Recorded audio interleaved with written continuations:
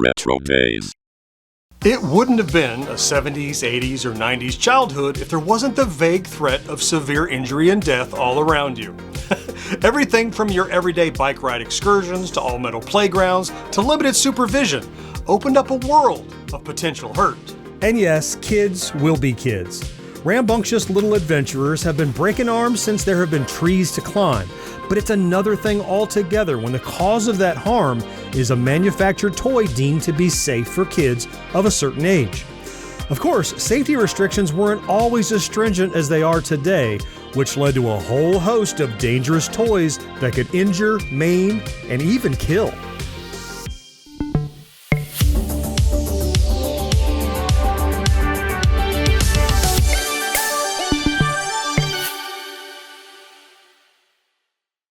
Although there are still many injuries and deaths related to manufactured toys, the true Wild West of toy manufacturing was pre-1970s. In the 50s, for instance, despite warnings from health officials, products with lead paint would continue to be sold until a formal ban in 1978. There were numerous eye injuries from toy darts and arrows, and injured ears from cap guns. In one specific example, a Davy Crockett hat made of shredded paper could burst into flames with ease. In 1969, President Nixon signed into law the first ever national safety standard for toys called the Toy Safety Act. According to Cynthia Crossan for the Wall Street Journal, the act authorized the Department of Health, Education, and Welfare to test and ban hazardous toys. On December 22, 1970, it announced a ban on 39 toys, including several archery sets, some squeeze toys with easily removable squeakers, dolls with barely covered pins or wires, and some breakable baby rattles. 1,500 toys were banned by 1974, with the newly established Consumer Product Safety Commission, the CPSC, leading the charge. Crossan continues, among them was a Smokey the Bear tent that was highly flammable, the popular clacker balls, 2 plastic balls on a string that could shatter when banged together with enough force, several brands of xylophones, whose keys had sharp edges, and a Betsy Wetsy doll partly held together with a straight pin. Predictably, there were some parents who felt the federal government had no place mandating what toys could be sold, injuries and deaths be damned. In 1973, John Lofton wrote, I believe the decision as to whether or not Junior ought to be allowed to play with a sharp-eyed sniffy dog or a talky tiger whose squeaker is removable is a decision that in a free society ought to be made by the child's parents and not the federal government. And of course, the toy industry itself called many of the statistics into question, suggesting that if a toy is peripherally related to the injury, such as a girl accidentally slipping on a doll and falling, it is counted toward the toy-related injury data. Despite such debates, the CPSC continues to help mitigate risk related to manufactured toys. Considering even in 2022, there were 209,500 toy-related ER-treated injuries and 11 reported toy-related deaths among children 14 years of age or younger in the United States, according to the CPSC, one has to wonder how many injuries and deaths there might be without the regulations. This isn't child's play, according to the Food and Drug Administration. The game is called lawn darts, and it is being exempted from a proposed ban by the FDA. Like a combination of horseshoes and darts, lawn darts, also known as jarts, was a popular backyard game through the 1980s. Though there's no evidence to suggest the 1950s inventor of lawn darts, Lawrence Barnett, took inspiration from the ancient Greek and Roman weapon plumbata, there are striking similarities in both design and use. Plumbata were essentially lead-weighted darts that were thrown into the air, underhand, with hopes of piercing enemies. Though at least one researcher calls into question the wisdom of an underhand throw, he doesn't necessarily dispute the connection to the 20th century game. In his research essay, Retesting Plumbata, Setting the Record Straight via Experience, Experimentation, and the Examination of Historical Sources, Bruce Robert Pruitt writes, yes, the shaft and fins are made of plastic, but intrinsically a lawn dart is a plumbata. Not a Roman one, but a plumbata nevertheless.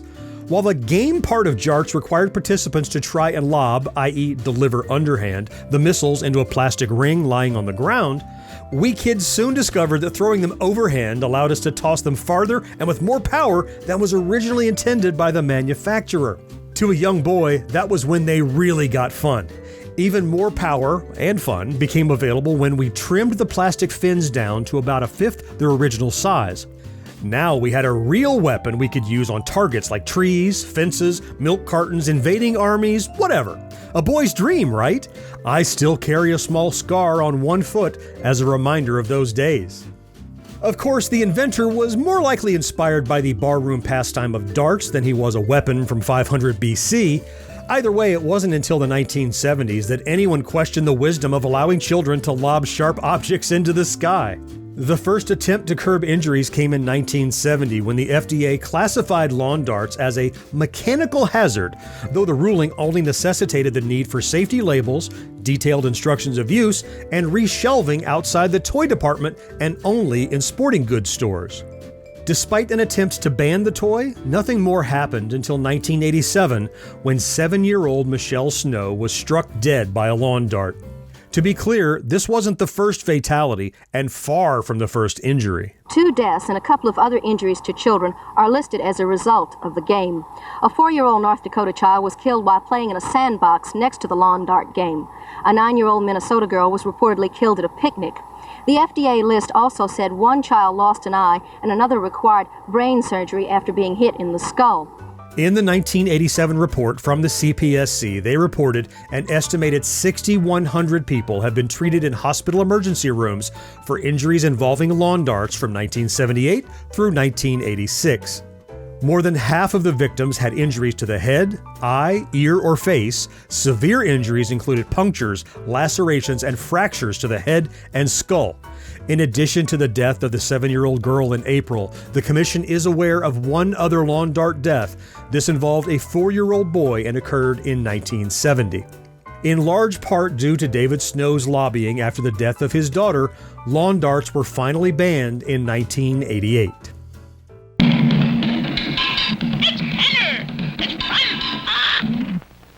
Easy bake, fast as you can. Mix 'em up, pour 'em in the pan. Slide 'em in, let 'em bake now. Slide 'em in, slide 'em out, easy bake, wow! Only Kenner's Easy Bake Oven Set makes such delicious cakes, cookies, candies, brownies, pizza, pies, and biscuits. It bakes like magic with 2 ordinary light bulbs and has a special cooling chamber. Easy Bake by Kenner. While not nearly as terrifying as a spike to the skull, the Easy Bake Oven posed potential risks for injury as well. Kenner first released the Easy Bake Oven in 1963, which at the time was a vibrant teal-colored stovetop and oven, complete with cabinets underneath.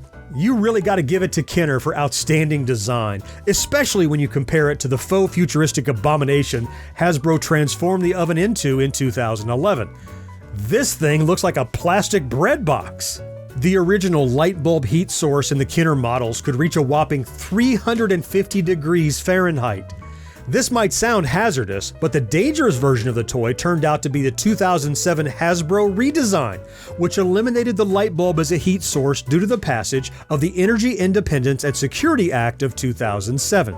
According to the CPSC report in February of 2007, the recall was issued after receiving 29 reports of children getting their hands or fingers caught in the oven's opening, including 5 reports of burns. Another CPSC report was issued in July of the same year to urge consumers to return the product.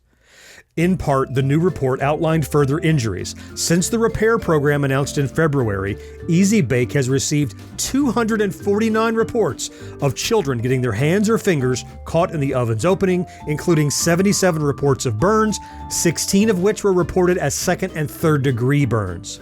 Easy Bake also received 1 report of a serious burn that required a partial finger amputation to a 5-year-old girl. Super elastic bubble plastic. Squeeze it out and blow it up. Super elastic bubble plastic. Amazing plastic bubbles from a tube. Super elastic bubble plastic. Secret magic plastic makes them last. Super elastic bubble plastic. Red and yellow and blue elastic plastic. Super elastic bubble plastic. Make weird shapes and funny animals. Super elastic bubble plastic. Only by Whammo. Super elastic bubble plastic from Whammo. How could any kid resist? Obviously, it was totally safe to pack a caustic-smelling plastic goop onto the end of a straw and breathe into it, right? Right? Well, it turns out, probably not. According to Chemistry in the Toy Store by David A. Katz, plastic bubbles are composed of polyvinyl acetate, acetone, pigments, and plastic fortifiers. He goes on to list the following safety concerns. Plastic bubble material is flammable and should not be used near flames. In high concentrations, acetone vapors are toxic, causing dizziness, narcosis, a high, and coma. In other words, if you accidentally inhaled instead of exhaling through the straw, the buildup of toxic vapors might be your first step onto that windy yellow brick road of glue sniffing. Or, it'd put you in a coma. I don't know about you, but I did play with these plastic bubbles as a kid, and I can still smell that uniquely toxic aroma of a 1970s childhood. Smells like psychedelia. Yet another toy of the 60s and 70s destined for the old band hammer was clackers. Unbreakable miracle clackers are for everyone, even the little guys. Do it with both hands for stereo clackers. In the late 60s, the toy was often made of different materials, including tempered glass, which could shatter after prolonged impact. This original design came under scrutiny by the FDA and later the Child Protection and Toy Safety Act. You may have noticed the announcer in the commercial specified that the new acrylic plastic clackers were shatterproof. With this redesign, they were again on the market in the early 70s, becoming so popular that a clacker competition was held in Calcinato, Italy. Great! Problem solved. Except, it turned out that despite this prominent claim, the clackers could and still did explode upon impact, given enough time and force. And even if your clackers didn't explode, the heavy plastic balls hanging from string, designed like the weapon bolas used by the Argentinian cowboys to catch guanacos, were dangerous and easily caused injury. So, in 1973, the CPSC banned the toy. After the ban, the United States Marshals Service in Wisconsin seized 50,000 boxes of clacker balls in 1974, leading to the rather amusing case entitled United States v. Article consisting of 50,000 cardboard boxes, more or less each containing one pair of clacker balls, which made it sound like the United States was suing a shipment of clackers. Another fad item, calling it a toy might be a stretch, that led to injury was the slap bracelet. Invented by Stuart Anders in 1983, the slap wraps, as they were originally named, became hugely popular when Eugene Murtha, president of Main Street Toy Company, began distribution.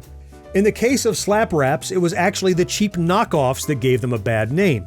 Before the official slap wraps were even on the market, purportedly due to prototypes getting into the hands of competitors at the toy fair, imitation slap bracelets manufactured in Taiwan began to hit store shelves.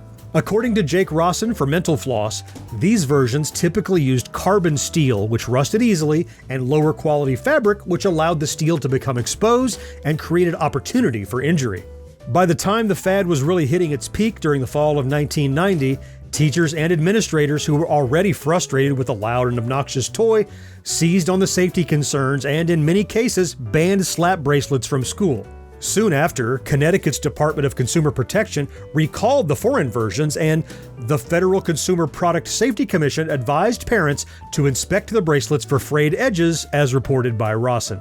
With the safety concerns, school bans, and the waning interest of fickle adolescents, the fad died out by the following year. Not all toys are created equal, and similarly dangerous toys existed on a complicated spectrum of safety hazards.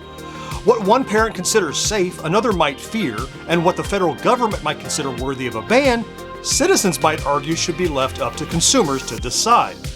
Of course, nothing is ever so simple, and when nostalgia is evoked, you might even find yourself pining for some of those toys despite perceived danger. But we're now adults, and in most cases, better equipped to avoid injury. So tell me, which of these toys did you own? Which do you still have? Were you ever injured by a toy that was later recalled? Well, I'd love to hear about it down in the comments, and if you enjoy our content, please consider liking this video, subscribing to the channel, and maybe even activating that ubiquitous notification bell. It really does make a huge difference. Let's meet again next week to celebrate yesteryear, right here on RetroDaze. Clicky clacky.